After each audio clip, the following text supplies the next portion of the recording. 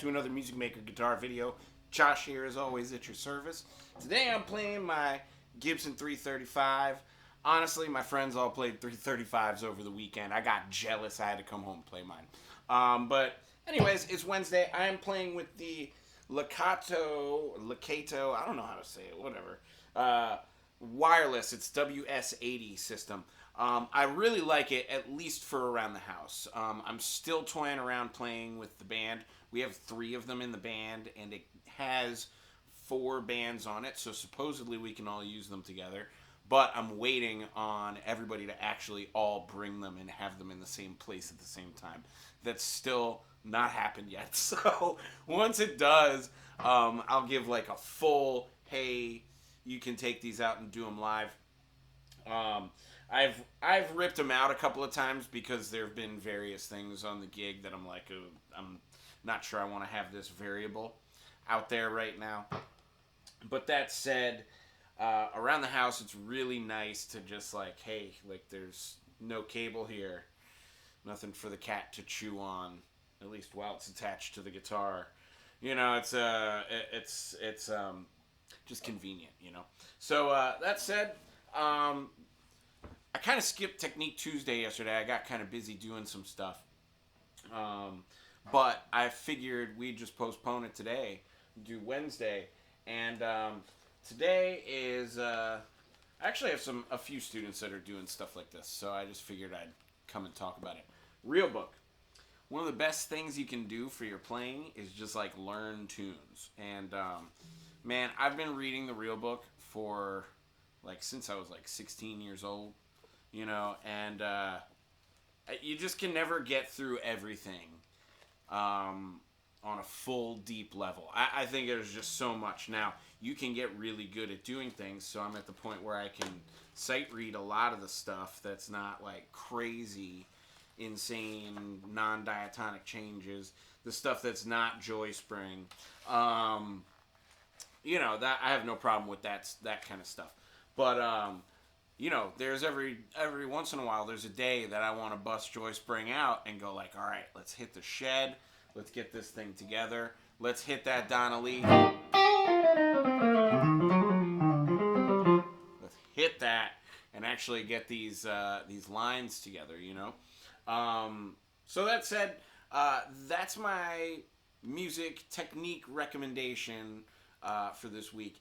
Get yourself a real book.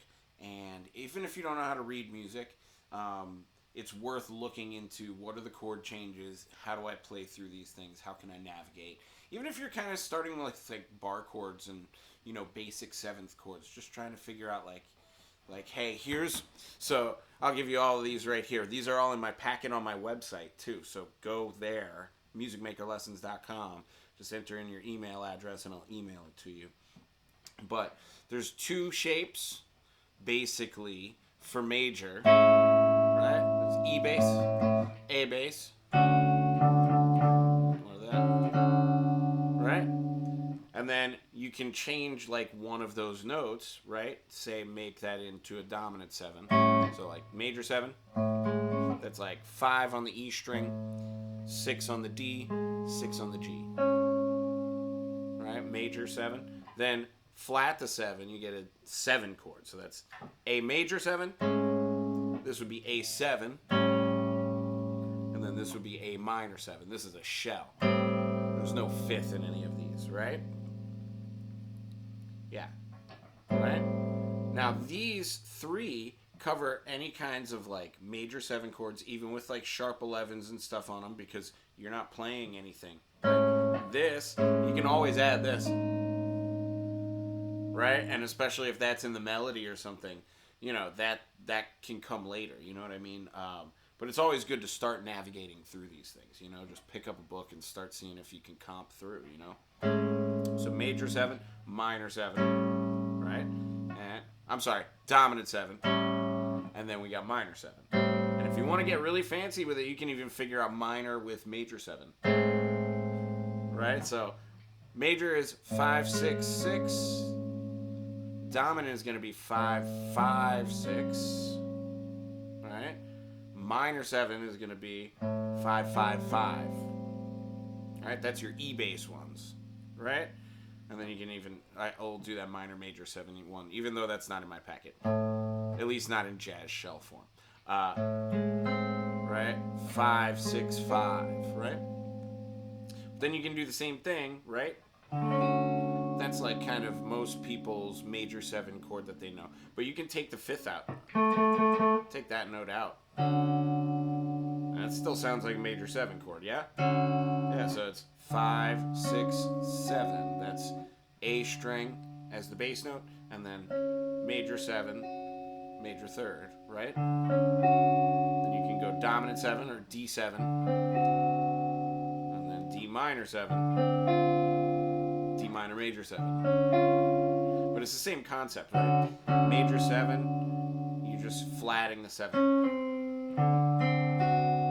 And then minor 7, just flatting the 3rd. And then minor major 7, you just put that major 7 back.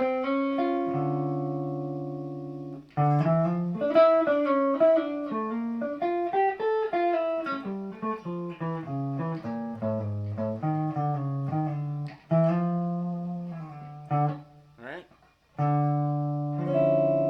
All of these ones, those come later, you know what I mean? Once you learn what the colors do.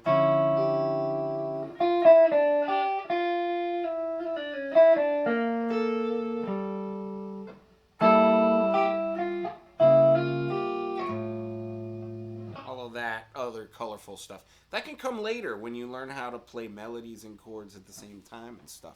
Because that's what that is. That's a chord with a melody on top. So, anyways, hopefully that's helpful. I'm going to kind of leave it there and start playing my way out here. But hopefully that's a good little technique that you can, you know, use for yourself. Just learn a bunch of tunes. This is one of those things. I'll flip to any random page. Miyako, Wayne Shorter. I don't know it. So that's probably what I'm going to work on after I finish this video today. How you like that? All right. So anyways, have a good one. I'm going to play my way out. Please do like and subscribe and leave me a comment. Let me know what you think. What songs are you doing in the real book this week? If you're doing that stuff, you know, leave a comment. I'd love to hear. And I'll see you in the next one.